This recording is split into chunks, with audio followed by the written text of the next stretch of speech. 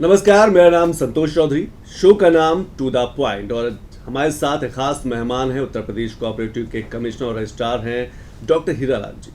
Sir बहुत बहुत शुक्रिया समय निकालने। Thank you sir. सर मेरा पहला सवाल, उत्तर प्रदेश में कोऑपरेटिव की संभावनाएं आप क्या देख पाते हैं? क्या वाकई जिस तरीके से गुजरात कोऑपरेटिव में बढ़ा है, जिस तरीके से महाराष्ट्र कोऑपरेटिव सेक्टर में बढ़ा है, एक ब्रांड बन गया, क्या उत्तर प्रदेश में ऐसी संभावनाएं हैं? बिल्कुल संभावनाएं हैं। देखिए जो ये कोऑपरेटिव है ये एक भावना ही है। क्या कहते हैं कि उनका, हम लोग आम भाषा में कहते हैं कि वो बड़े कोऑपरेटिव हैं। और ये जो बड़े कोऑपरेटिव मतलब दूसरे की मदद करने की भावना ये सब में होती है। और जिस दिन ये भावना जो सब में होती है वो जाग गई और सबकी भावना इकट्ठा हो गई तो कोऑपरेटिव मूवमेंट बहुत अच्छा हो जाता है। इस भावना को जगाना, लोगों को इस भावना के साथ इकट्ठा करना और समूह बनाना ही कोऑपरेटिव है। अभी मैं गुजरात से ही एक बाई इलेक्शन में जनरल ऑब्जर्वर था, वहाँ से आया। तो वहाँ ये जो आप कह रहे हो कोऑपरेटिव बहुत आगे है, उसके पीछे ये वहाँ ये जो भावना है लोगों में और उस भावना के साथ जो लोगों का जुड़ाव और ट्रस्ट है वो ज़्यादा है। और यहाँ भी है लेकिन उस लेवल का नहीं है। तो ये बेसिक्स है और इसी को बढ़ाने की ज़रूरत है। क्या उत्तर प्रदेश में उस भावना को आप महसूस कर पा रहे हो? खासतौर से ब्यूरोक्रेसी की नज़रिए से देखें, सरकार के नज़रिए से देखें, क्या उत्तर प्रदेश में सहकारिता को लोगों तक पहुंच बनाई जा सकती है? बिल्कुल बनाई जा सकती है और ये सफल भी रहा। आप देखिए, अगर आप किसान के यहाँ से पूछिए या किसान के घर पे जाइए तो अगर उससे पूछो कि किस प्राइवेट दुकान से आप खाद खरीदना पसंद करेंगे या कोऑपरेटिव सोसाइटी से, तो कहेगा नहीं साहब हम कोऑपरेटिव सोसाइटी से खाद। भरोसा, विश्वास और वो भावना। लेकिन इसको और मजबूत करने की ज़रूरत है। इसमें और लोगों को समझा बुझा के जोड़ने की ज़रूरत है। जब भी हम उत्तर प्रदेश में सहकारिता की बात करते हैं, हमें याद है कि सिर्फ चुनावों तक सिमट के रह जाता था कि सहकारी विभाग के चुनाव हो गए, जिला लेवल के चुनाव हो गए। करप्शन एक बड़ा मुद्दा रहा हमेशा कोऑपरेटिव सेक्टर में। क्या अब कुछ बदली हुई तस्वीर आपको नजर आ रही है? बिल्कुल। इसमें देखिए जो ये बात आप कह रहे हो, जब ऑफलाइन था तो इसके चांसेस ज़्यादा था। अब हम धीरे धीरे ऑनलाइन कर रहे हैं। हमारे जो कोऑपरेटिव के डिस्ट्रिक्ट बैंक हैं, उत्तर प्रदेश कोऑपरेटिव बैंक हैं, उनको हम लोग ऑनलाइन कर रहे हैं। और जो हमारी कोऑपरेटिव सोसाइटीज़ है इनका कंप्यूटराइजेशन चल रहा है। तो जब कंप्यूटराइजेशन हो जाएगा तो जो आप कह रहे हो छिपा लेते थे या इधर उधर मैनिपुलेट कर लेते थे, सब चीज़ ऑनलाइन हो जाएगी तो ऑटोमेटिक कम होगा। तो सरकार इस दिशा में, भारत सरकार, उत्तर प्रदेश सरकार इस दिशा में बहुत सीरियसली सोच रही है और इसको बड़े तेज़ी से लागू कर रही है कंप्यूटराइजेशन को। और इसमें इनोवेशन भी लाया जा रहा है। पहले हम लोग कोऑपरेटिव सोसाइटी में कुछ ही काम कर पाते, लेकिन अब हम लोग मल्टीपर्पज सोसाइटी का जो है मॉडल बाय लॉज बन गया है। उसमें तो जो मैंने पढ़ा और जो समझा, कुछ भी आप करने के लिए स्वतंत्र हैं, कुछ भी कर सकते हैं जिससे कि किसान को और कोऑपरेटिव को फायदा हो। अभी मैं कहीं पढ़ रहा था कोऑपरेटिव बैंक आधार कार्ड बनाएंगे शायद। बिल्कुल। हाँ। बिल्कुल, ये भी अनुमति मिल गई है जी। क्या आपको लगता है कि आप वरिष्ठ प्रशासनिक अधिकारी रहे, जब एज जिलाधिकारी आप जिले में होते हैं, किस तरीके से पॉलिटिकल प्रेशर, राजनीतिक जो दबाव है बिल्कुल आता होगा, विधायक का, सांसद का, छोटे भैया नेताओं को, उसको कैसे टैकल करते हैं? देखिए, घबराहट होती है? नहीं, देखिए कोई घबराहट नहीं होती है। और घबराहट उसे होती है जो कमज़ोर होता है। आप किसी मामले में अगर कमज़ोर होंगे, नॉलेज में कमज़ोर होंगे, किसी आदत की वजह से कमज़ोर होंगे, कम मेहनती होंगे, कमज़ोरी कई तरह की होती है, तो आपको घबराहट होती है। और अगर आप कमज़ोर नहीं है तो घबराने की कोई ज़रूरत नहीं है।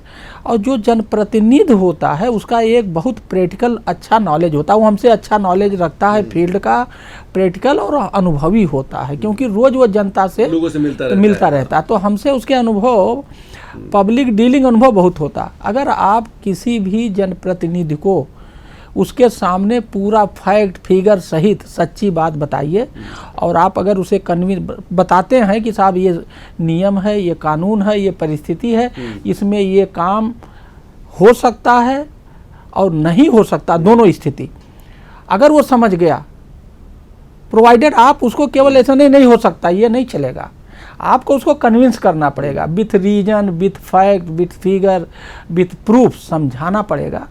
तो जनप्रतिनिधिगण बड़े सुलझे हुए होते हैं और बहुत आसानी से उन्हें इन सब चीज़ों से समझाया जा सकता है और प्रेशर को रिलीज किया जा सकता है। जैसे जैसे बदलती हुई सरकारें हैं, क्योंकि कई रिज्यूम में आपने काम किया होगा, किसी दूसरी सरकार में, किसी दूसरी सरकार में, उसके हिसाब से भी प्रेशर बदलता रहता है कि नहीं ऐसी सरकार है तो ज़्यादा जनप्रतिनिधि का दबाव, ज़्यादा फोन्स, ज़्यादा प्रेशर, या फिर इसका भी असर रहता है? देखिए मैं बताऊं, मेरा अपना जो वर्किंग स्टाइल है, मेरे ऊपर तो जनप्रतिनिधि का फ़ोन आता ही कम है। क्यों? जनप्रतिनिधि का फ़ोन कब ज़्यादा आएगा? जब उसके पास ज़्यादा लोग जाएंगे। तो हम अपने गवर्नेंस में ऐसा कुछ क्रिएट करते हैं। मैं खुद आम जनता से मिलता हूं, खूब काम करता हूं, और मेरे जो 80 विभाग के जो भी जिला स्तरीय अधिकारी होते हैं उनको भी कहता हूं कि आपको जनता से मिलना, उसकी समस्या दूर करना। तो जब जनता का समस्या जिस विभाग का होगा उसका अधिकारी दूर कर देगा क्या, तो फिर वो जनप्रतिनिधि के पास क्यों जाएगा? तो जनप्रतिनिधि के पास हम जाने वाला जो रास्ता है वही रोक देते हैं। और ये होता कैसे है? मैं इजली बहुत अवेलेबल हूँ, कोई भी हमसे मिल ले, कभी भी मिल ले। तो हमारे अधिकारी को ये पता रहता है कि अगर मैं नहीं मिलूँगा तो ये सीधा जाकर के हमसे तो नहीं मिल पाया, लेकिन डीएम साहब से या हमसे आकर के मिल लेगा। तो ये जो एक हम भय क्रिएट करते हैं, जो अपनी अवेलेबिलिटी दे करके, इससे हमारा काम बहुत आसान हो जाता है। मेरे इस आदत की वजह से अब मेरे अधिकारी भी मिलने लगते हैं, क्योंकि जब मेरे पास कोई आता है तो मैं पूछता हूं कि क्या आपका हार्टिकल्चर का काम है, तो आप हार्टिकल्चर विभाग के जो हमारे डीएचओ हैं उनसे मिले या नहीं मिले, मिले तो क्या कहा। तो ये एक मैसेज क्रिएट हो जाता है कि अगर किसी विभाग का काम मेरे पास ज़्यादा आ रहा है, उसके लोग ज़्यादा मिलने, इसका मतलब वो अधिकारी काम ठीक नहीं कर रहा है। तो कुछ इस तरह से पॉजिटिव माहौल, पॉजिटिव और कम्पिटिटिव माहौल क्रिएट कर देते हैं। तो इसलिए जो ये जनप्रतिनिधि के पास जाना कम हो जाता है, उधर से फ़ोन आना कम हो जाता है और चीज़ें आसान हो जाती हैं, सबके लिए फ़ायदा। ये सारी चीज़ें जो आप बता रहे हैं डायनेमिक डीएम में आपने लिखी है, बिल्कुल बताइए कि किस तरीके से एक प्रशासनिक अधिकारी काम कर सकता है। बिल्कुल बिल्कुल। और किताब लिखने का मकसद क्या रहा आपका? किताब लिखने का मकसद ये होता है, देखिए हम भी जब कोई हाई स्कूल हो, इंटर हो या बीटेक हो या कोई क्लास हो, हम किताब पढ़ते हैं ना। तो अगर किसी ने जो अच्छा काम किया था वही लिख दिया, हम पढ़ते। अगर वो ना लिखा होता तो उसका अच्छा काम हम कैसे पढ़ते और कैसे सीखते? तो जिसने भी किताब लिखा, मैं उसको एक शब्द में उसकी तारीफ करता हूँ कि उसने ज्ञान दान किया। क्या किया? किताब में लिख दिया, अब लोग पढ़ रहे हैं तो उसका ज्ञान दान में जा रहा। उसको तो कुछ नहीं मिल रहा ना, क्योंकि वो तो है नहीं, या उसे तो ज्ञान दान होता है।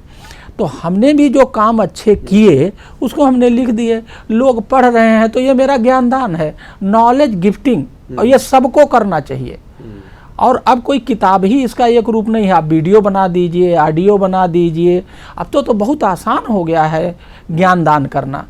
तो सबको ज्ञान दान करना चाहिए। एक वरिष्ठ प्रशासनिक अधिकारी के रूप में दो ऐसे काम जो आप की सर्विस काल में आपको लगा कि नहीं आपने वाकई एक इस पद पे रहते हुए बहुत अच्छे और लोगों ऐसा काम किया कि लोगों की ज़िंदगी में बदलाव आया? ये एक तो मुझे जो काम तो हमने बहुत अच्छे किए, बहुत तरीके से किए, लेकिन ये कलेक्टर जो मैंने पानी का काम किया, जो पानी आम जनता के सहभागिता से बढ़ाया जनपद मादा में 1.5 साल में 1 मीटर 34 सेंटीमीटर, ये मुझे बहुत वाटर लेवल, हाँ वाटर लेवल, ये मुझे बहुत अच्छा, और ये मुझे लगता है कि ये क्योंकि देखिए ये जो वाटर क्राइसिस है, हमारी ज़िंदगी जल जंगल ज़मीन पे टिकी हुई है, और जल नहीं रहेगा तो हम जीवित नहीं रहेंगे। तो हमने एक मॉडल बनाया, कैसे जनता की ये समस्या है और जनता ही अपनी समस्या कैसे दूर कर सकती है जिला प्रशासन के सहयोग से। ये मॉडल तो लोकल है, लेकिन ये ग्लोकल है। ये मॉडल पूरे विश्व में कहीं भी लागू किया जा सकता है। तो मेरा ये जो मॉडल है पानी वाला, पब्लिक पार्टिसिपेटरी अप्रोच वाला, ये मुझे सबसे अच्छा लगता है, और ये बहुत ही लोगों को इससे सीखने और करने की ज़रूरत है।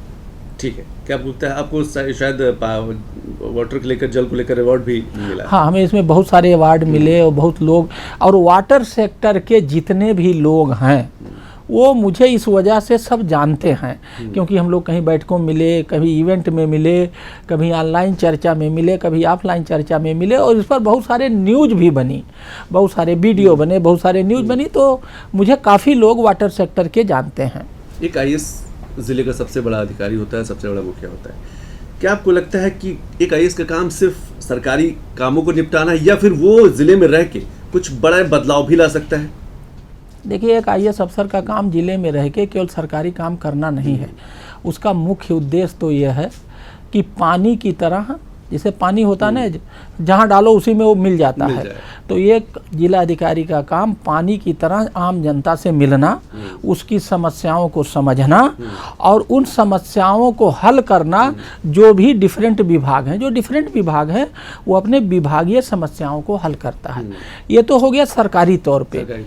जो आप कहना चाह रहे हो कि वो जो सरकार नियम बनाती है, कानून, और उसका जो सबसे बड़ा काम है, हर जगह पे लोकल समस्याएं होती हैं। जैसे बांदा में पानी की तो समस्या है उतनी, लेकिन मैं जनपद बस्ती का रहने वाला हूँ, पानी की समस्या उतनी गंभीर नहीं है।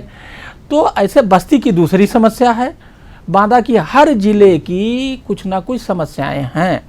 उन समस्याओं को समझना और उसका लोकल लोगों से बातचीत करके, उनके अनुभव के आधार पे, उनके सहयोग से और उनके समन्वय से उसका समाधान, सरल और सहज समाधान निकालना चाहिए। और इसी को इनोवेशन कहते हैं। हम लोग क्या करते हैं कि दूरी बना के रखते हैं आम जनता से। हाँ, यही सबसे बड़ा गैप है। अंग्रेज हमसे दूरी बना के रहते थे, तो वो उनका ये उद्देश्य था कि हमें दूरी बना के रखें, हमसे डरें, क्योंकि हमें लूट पाट के ले जाना था उन्हें, हमारे रिसोर्सेज को। हमें क्या है, हमारा ये उद्देश्य ये नहीं, हमारा उद्देश्य है आम जनता को धनी बनाना, आम जनता को रोते से खुश करके हंसाना, उसकी इनकम बढ़ाना, उसको संपन्न बनाना। हम वेलफेयर स्टेट का कॉन्सेप्ट है हमारा। तो जब तक हम मिलेंगे नहीं, हम उससे उसको समझेंगे नहीं, उसके दर्द नहीं जानेंगे, तब तक हम उसका वेलफेयर कैसे कर पाएंगे। तो जो गवर्नेंस में जो मेन समस्या अभी जो मुझे लगता है कि वो आम जनता, उनके बीच दूरी है। हमारी यही आदत, हम जहाँ जाते हैं, मैं अभी 1 जून से लेके 24 जून तक गुजरात के जूनागढ़ जिले के विसावदर में बाई इलेक्शन में था।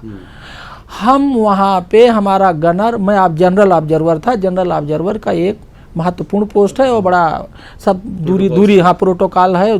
मैंने सब कुछ त्याग करके, मेरा ड्राइवर, मेरा गनर, मेरा लाइजनिंग अफसर, मेरे सब लोग, हम लोग एक ही साथ ज़मीन पे, इवन मेरा फोटोग्राफर, सब लोग एक ही साथ एक पंगत में बैठ के ज़मीन पे खाते। तो वहाँ ज़मीन पे खाने का चलन है और बहुत बढ़िया चलन है। ये कहीं पे खाते थे, बाकायदे मेरे पास फोटो है। मेरे साथ मेरा गनर, मेरे साथ मेरा ड्राइवर, मेरे साथ मेरा फोटोग्राफर। क्या खाना खाएगा तो मैं ऑब्जर्वर से तो नीचे जाऊंगा नहीं, लेकिन वो लोग एक मैसेज, हाँ, एक मैसेज जाता है कि ये बड़े अच्छे सोच के हैं, इनका कोई ईगो नहीं है और ये जो है पानी की तरह हट जाते हैं। अब उससे क्या हुआ, सबका कमांड मेरे हाथ में, सब मैंने इस तरह से अपने व्यवहार से, पानी की तरह वाले व्यवहार से मैंने सबका दिल जीत लिया। वहाँ मैंने ग्रीन इलेक्शन कराया, एक नया प्रयोग किया, जबकि ये बाई इलेक्शन था। तो मेरा ये मानना है कि वो किसी भी विभाग का अधिकारी हो, चाहे हार्टिकल्चर, एग्रीकल्चर, डॉक्टर, किसी भी विभाग का, सबको आम जनता से जो जोड़ना है, कनेक्ट करना। हाँ, कनेक्ट नहीं, बिल्कुल घुल मिल जाना है, पानी की तरह घुल मिल जाना है, घुल मिल के उसके दर्द समझना और उसको दूर करना। ग्रीन इलेक्शन का कॉन्सेप्ट क्या है, क्योंकि आप इलेक्शन में कई बार इसका प्रयोग कर चुके हैं, ग्रीन इलेक्शन को लेकर? हाँ, देखिए, ऐसा है कि इलेक्शन कमीशन ऑफ इंडिया ने एक बहुत विस्तृत गाइडलाइन जारी की है कि जब हम इलेक्शन कराते हैं तो प्लास्टिक का यूज बहुत करते हैं और इलेक्शन में हम बहुत सारे एक्शन एक्टिविटी ज़्यादा करते हैं। अगर वो इलेक्शन नहीं होगा तो ना हम बूथ बनाएंगे, ना ट्रेनिंग करेंगे, नेताजी लोग आकर के बाहर से प्रचार नहीं करेंगे, बहुत सारे एक्टिविटी। तो वो जो एक्टिविटी होती है उससे ग्रीन गैस पैदा होता है। तो वो जो ग्रीन गैस पैदा हुआ वो क्लाइमेट चेंज को ख़राब करता है। अगर हम कुछ ऐसा कर दें क्या कि वो ग्रीन गैस जो पैदा होता है इलेक्शन के एक्शन और एक्टिविटी से वो ख़त्म हो जाए, ग्रीन गैस या तो पैदा ना हो, पैदा हो तो ख़त्म हो जाए, तो ग्रीन हो गया। तो हम इसमें क्या करते हैं, मेरा पहला कॉन्सेप्ट है इन वेरी सिंपल वे कि प्लास्टिक का यूज मिनिमाइज कर देते हैं। हाँ, तो जैसे अभी हमारा करीब 294 बूथ पे सब पे बायोडिग्रेडेबल मटेरियल हम लोगों ने भेजा, प्लास्टिक को रिप्लेस कर दिया। पार्टियों से कहा हम लोग पोस्टर बैनर, ये जो प्रचार है ये आप बायोडिग्रेडेबल पे करिए। तो एक तो प्रयास ये करते हैं। दूसरा, अब मान लो गैस पैदा ही हो गई, तो ग्रीन गैस जो पैदा हो गई तो हम वोटिंग के दिन वन विभाग से हर बूथ पे पौधा दिलवा देते हैं। वोटर आता है, वोट देता है और एक पौधा दान में गिफ्ट में लेता है और जा करके उसको लगाता है। हमने उसका नाम दिया इस पूरे green democracy by green election, green democracy by green election, क्योंकि हम जो ये चुनाव करते हैं ये डेमोक्रेसी का सबसे बड़ा पार्ट है। तो ये green democracy by green election. सबसे पहले मैंने इसको पार्लियामेंट चुनाव में, अच्छा लोकसभा चुनाव में, हाँ लोकसभा चुनाव में पंजाब के रोपण जिले में 6 आनंदपुर साहब, 6 नंबर आनंदपुर साहब उसका नाम है पार्लियामेंट कॉन्स्टिट्यूएंसी का, जहाँ पे गुरुद्वारा है, वहाँ मैंने कराया पहला, वो देहात था। फिर 6 महीने बाद जो अभी मुंबई का असेंबली हुआ उसमें 2 असेंबली कॉन्स्टिट्यूएंसी में शहर में ग्रीन इलेक्शन कराया, मुंबई शहर में। और फिर 6 महीने बाद मुझे यहाँ मिल गया चांस गुजरात में, तो मैं 3 जगह ग्रीन इलेक्शन करा चुका। उसकी ये किताब है, ये डॉक्यूमेंट है ग्रीन इलेक्शन की, और मैंने तीनों जगह के जो काम किए हैं उसको डॉक्यूमेंट किया है, ऑनलाइन भी उपलब्ध है। तो बड़े बदलाव कोई बड़ा अधिकारी करता है, जैसे आपने कई ग्रीन इलेक्शन या फिर बांदा में किया, जब कोई दूसरा अधिकारी वहां पर पहुंचता है तो क्या वो आगे बढ़ता है या फिर वहीं पर स्टॉप हो जाता है, रुक जाता है वो अभियान, वो मूवमेंट, वो पूरा बदलाव? देखिए इसमें दोनों बातें हैं, कुछ अभियान तो चलते हैं और कुछ रुक जाते हैं, लेकिन वो मरते नहीं। जैसे मैं आपको बताऊं, हमने वाटर कंजर्वेशन का जब मुहिम चलाया तो हमने वहाँ एक केन आरती चलाया था। अच्छा। मेरे आने के बाद जैसे मैं वहाँ से हटा तो कोरोना आ गया, रुक गया। फिर 6 महीना, लेकिन अब फिर शुरू हो गया, तो अब इसको आप क्या कहेंगे, रुका और चला। इसी तरह से बहुत सारे काम जो हमने वहाँ किए थे, लेकिन जो बीज हमने यहाँ जो आप जब कोई अभियान चलाते हो तो एक आइडिया का सीड रोपण करते हैं, आप सीड शो करते हैं। तो वो आइडिया देखने में तो लगेगा नहीं हो रहा, मान लीजिए 100 लोग हैं, 100 के दिमाग में आएगा, अगर वो 20 लोग भी इंडिविजुअल लेवल पे काम कर रहे हैं तो कर तो रहे हैं ना, और कलेक्टिवली आपको दिखेगा अरे कुछ नहीं हो, लेकिन 20 लोग कहीं न कहीं एकांत अपने कमरे में कर रहे हैं। जैसे हमने योगा में हेल्दी बांदा बनाने के लिए योगा में बांदा बना रहा था, ठीक है, प्लास्टिक फ्री बांदा बना रहा था। तो जिसकी आदत प्लास्टिक फ्री हो गई, मान लीजिए हमने 1 लाख लोगों से अप्रोच किया और उसमें से केवल अगर मान लो 5000 भी आज प्लास्टिक फ्री हो गए, सोच बदली, वो हमें दिखाई नहीं देंगे कि वो 5000 कौन है।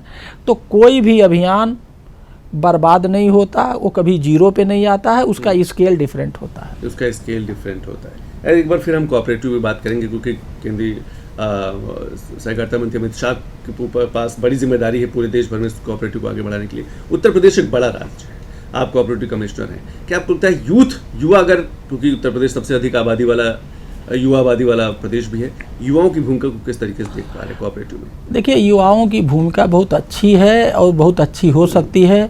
इसके लिए अभी हम एक यहाँ भी इनोवेशन करने जा रहे हैं कि जो यूथ हैं वो इंटरप्रेन्योर हैं। कोई सब्जी में अच्छा काम कर रहा है, कोई खेती में अच्छा काम कर रहा है, कोई फ्रूट में, ऐसे बहुत तरह, कोई उनको हमने अभी ऐसे हमने कहा है कम से कम मिनिमम 150 युवा जो सेल्फ इंटरप्रेन्योर हैं उनको ढूंढो और जिस एरिया में उनका घर है उसका मेंबर बना दो। मेंबरशिप बहुत छोटी 200-250 रुपये में मेंबरशिप होती है। अब वो क्या हुआ, एक इंटरप्रेन्योर हमारे कोऑपरेटिव का क्या बन गया, मेंबर बन गया, कोऑपरेटिव का पार्ट बन गया। अब हमें एक इंटरप्रेन्योरियल आदमी मिल गया, किसमें, कोऑपरेटिव में, वो हमारी पूरी कोऑपरेटिव को ड्राइव करने में काम करेगा। तो यूथ की बहुत बड़ी भूमिका है। इस तरह से, क्योंकि मुझे अभी बहुत कम ही टाइम हुआ, मुश्किल से मुझे 1.5 महीना काम करने का मौका मिला, 1 महीना तो मैं बाहर ही था। तो इस तरह की मैं जहाँ जाता हूँ कुछ ना कुछ इनोवेटिव, कुछ नए स्टेप लेता हूँ। तो ये मेरे दिमाग में ऑलरेडी हमने चिट्ठी जारी किया, मुझे इसको आगे बढ़ाना। बुंदेलखंड जैसे ज़िले जहाँ पर पानी की भी कमी है, दूसरी चीज़ों की समस्या है, वहाँ पर कोऑपरेटिव बड़ी भूमिका रोल अदा कर सकता है। देखिए कोऑपरेटिव किसी भी फील्ड में और किसी भी फील्ड में कोऑपरेटिव का क्या मतलब हुआ, कोई काम कर रहे हैं, 10 लोग इकट्ठा हों और काम करने लगे। अब जैसे हाउसिंग कोऑपरेटिव की बात है, हाउसिंग हमें चाहिए, हाउसिंग कोऑपरेटिव भी हम देखते हैं। हमारा हाउसिंग कोऑपरेटिव देहात में है और शहर में है। तो जो गाजियाबाद, नोएडा में है, वहाँ गवर्नेंस को लेके बहुत सारी दिक्कतें थी। अभी जो हमारे एडिशनल हाउसिंग कमिश्नर हैं उनको और उनके 8-10 अधिकारियों को मैंने वहाँ कैंप कराया कि जा करके देखिए, सारे रिकॉर्ड दुरुस्त कराइए, रेगुलर बैठक कराइए। अब एक माहौल बिल्ड हो गया। इसी तरह से पूरे प्रदेश में जहाँ भी हाउसिंग कोऑपरेटिव है उसको तो जो है गड़बड़ है उनको ठीक कर रहा हूँ, उनके गवर्नेंस को इम्प्रूव कर रहा हूँ, और जहाँ नहीं है उनको वही जो आप कहना चाह रहे हो मोटिवेट करके नई कोऑपरेटिव सोसाइटी बनाने का प्रयास कर रहे हैं। महिलाओं की बात करें कोऑपरेटिव में, सहकारिता में, हाँ, क्योंकि उत्तराखंड, गुजरात जैसे राज्यों में तो महिलाएं तो लीड कर रही हैं। हाँ, देखिए, ये जो महिलाओं वाली बात आप कह रहे हो, कोऑपरेटिव में इनकी संख्या कम है, ये बात सही है, और इनके बिना भागीदारी के ये सफल नहीं होगा। तो इस पर भी हमने सोचा, बहुत कुछ है, लेकिन वो अभी मेरे दिमाग में, जैसे कि कुछ सिंबॉलिक कोऑपरेटिव ऐसी बनाई जाए जिसमें केवल महिलाएं ही हों, क्या जैसे पिंक बूथ वगैरह, हाँ जैसे पिंक, हाँ, बट ये मतलब अभी ये दिमाग में मेरे आइडिया है, अभी हम इस पर कुछ कर नहीं पाए हैं, सोच रहे हैं। अभी तो केवल 1.5 महीना हुआ है, काफ़ी कुछ सोच के शुरू हो गए हैं। ऐसे आइडिया आता रहता है और काम होता रहता है।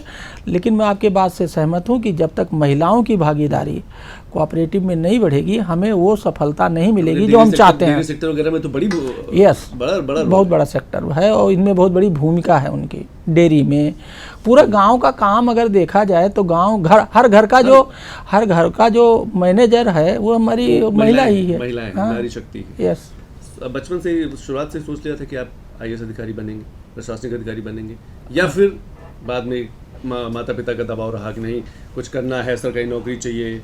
देखिए, ये कहानी तो मेरे लगता है कक्षा 5 से हो गई। ये मुझे मोटिवेट मेरे फादर ने, मेरे फादर किसान थे, आज भी मेरे घर पे खेती है। जो हमारा पैतृक पेशा है वो खेती किसानी ही है। सबका बिजनेस होता है, तो हमारा बिजनेस खेती है। तो हमारे फादर वेटनरी कंपाउंडर थे, तो वो ब्लॉक में तो उन्हें पता था ये नौकरी क्या होता है, वो नौकरी करते थे। तो जब नौकरी, और ये था नौकरी करना है, खेती करना, नौकरी करना, बिजनेस वाला वो था, माहौल नहीं था, ना सोच थी। तो जब नौकरी करना तो सबसे बड़का नौकरी करो, सबसे बड़का नौकरी में IAS है। मेरे फादर इस तरह से मुझे मोटिवेट किया और मैं 10 तक पहुँचते पहुँचते पूरा मोटिवेट हो गया। मैं इधर मैंने ये माइंड सेट बना लिया, मेरा माइंड मेकअप हो गया कि मुझे एडमिनिस्ट्रेशन में ही जाना, और आज मैं हूँ। फर्स्ट अटेम्प्ट नहीं, हमारा तो IAS में पहली बार दिया तो प्रीलिम हुआ, दूसरी बार मेन हुआ, और तीसरी बार प्रीलिम भी नहीं हुआ।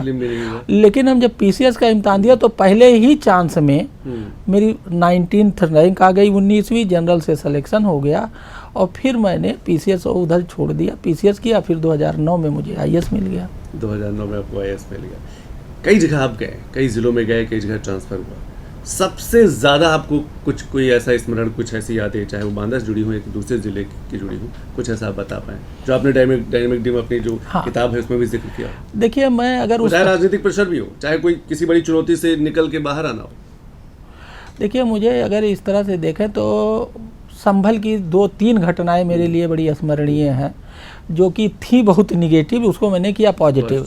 जैसे एक बैंक में FDR का घोटाला चल रहा था, लोग अपने बच्चियों का FDR कराते थे, वो बैंक कर्मचारी उन्हें फर्जी FDR बना दे। अब जब बच्ची के शादी का टाइम आया तो अब आप सोचिए, पैसे नहीं है, वो तो फर्जी है। इसको मैंने रोका, पकड़ा, FIR की पूरी, उसको किया, उस कर्मचारी को टर्मिनेट। ये मेरे लिए बड़ा चैलेंजिंग था और बड़ा सुख देने वाला कार्य था। क्यों? जब मैं वो बच्चियों को याद किया तो बहुत बड़ा काम था। अगर मैं ना रोका तो कितनी और बच्चियां इसमें ख़त्म हो जाती। और वो उसमें बैठा, वो समझ जाता था कौन देहाती टाइप का है, तो उसी को वो FDR देता था, और जो पढ़े लिखे थे उन्हें ओरिजिनल वाला देता था। दोनों को एक ही तरह छपवा रखा था। और इसी तरह से लॉ एंड ऑर्डर के कि ये ताजिया बड़ा बन गया, आकर के पेड़ से निपट गया और चारों तरफ से हाहाकार है, लॉ एंड ऑर्डर, वो कैसे निपटा, वो इसको मैंने इस किताब में भी लिखा है। तो इस तरह से बहुत सारे चैलेंजेज आते रहते हैं, और अगर आपके लाइफ में, आपके पोस्टिंग में चैलेंज नहीं आया और आपने उसे बहुत बढ़िया तरीके से हल नहीं किया, तो फिर आपकी ज़रूरत क्या है? हमारी ज़रूरत तो चैलेंज के लिए ही है ना। आम बात है और साधारण बात है तो कोई कर देगा। तो हमें तो चैलेंज लेने के लिए, एंड आई लाइक चैलेंज, मुझे चैलेंज लेने में मज़ा आता है। उसमें सोचना, समझना, ट्रिक लगाना, टेक्निक लगाना, जुगाड़ बिठाना, तब जा करके वो हल होता है। तो उसमें वो मज़ा आता है। और एक वरिष्ठ प्रशासनिक अधिकारी चाहे तो बहुत कुछ बदलाव ला सकता है जिले में रह के, या अपनी पद पे जहाँ पर भी वो तैनात है, बड़ा बदलाव ला सकता है। एक प्रशासनिक अधिकारी किसी भी जगह पे बड़ा बदलाव ला सकता है, चाहे वो कहीं पोस्ट पे रह के और चाहे इसे प्राइवेट रह के भी बदलाव ला सकता है। हम मॉडल गांव का ये कॉन्सेप्ट लेके काम करते हैं, हम उससे जुड़े हुए हैं। बहुत सारे लोगों के दिमाग में बात बैठी, सोचे, नहीं होता तो बात ही नहीं। बिल्कुल। कम से कम एक वर्किंग आईएएस, एक का रिटायर्ड के बाद तो सभी करते हैं, एक एज ये वर्किंग आईएएस में मॉडल गांव से जुड़ा हूं। कितने प्रधान, मुझे पूरा इंडिया जो है रूरल डेवलपमेंट मॉडल गांव के वजह जानता है, बात करता उसी मुद्दे पे, मैं उससे सीखता हूं, वो हमसे सीखता है, कुछ वो मुझे देता, मैं उसे कुछ देता, देश का विकास होता। बिल्कुल आपने सही कहा कि एक वरिष्ठ प्रशासनिक अधिकारी सरकारी जिम्मेदारी तो निभाता ही है, लेकिन सरकारी जिम्मेदारी के साथ साथ अगर उसके पास अपनी सोच है, कुछ नया करने की चाहत है, तो चुनौतियां आएंगी, संघर्ष जरूर होगा, समस्याएं जरूर आएंगी। उन समस्याओं से आप निकल सकते हैं और अपने जिले के लिए, अपने प्रदेश के लिए, अपने देश के लिए कुछ बेहतर कर सकते हैं। बहुत बहुत शुक्रिया डॉक्टर हीरालाल जी, बहुत बहुत शुक्रिया समय निकालने के लिए। शुक्रिया आपका। तो टू द पॉइंट में आज बस इतना ही। अगली बार फिर किसी बड़ी शख्सियत के साथ मुलाकात होगी, तब तक के लिए नमस्कार।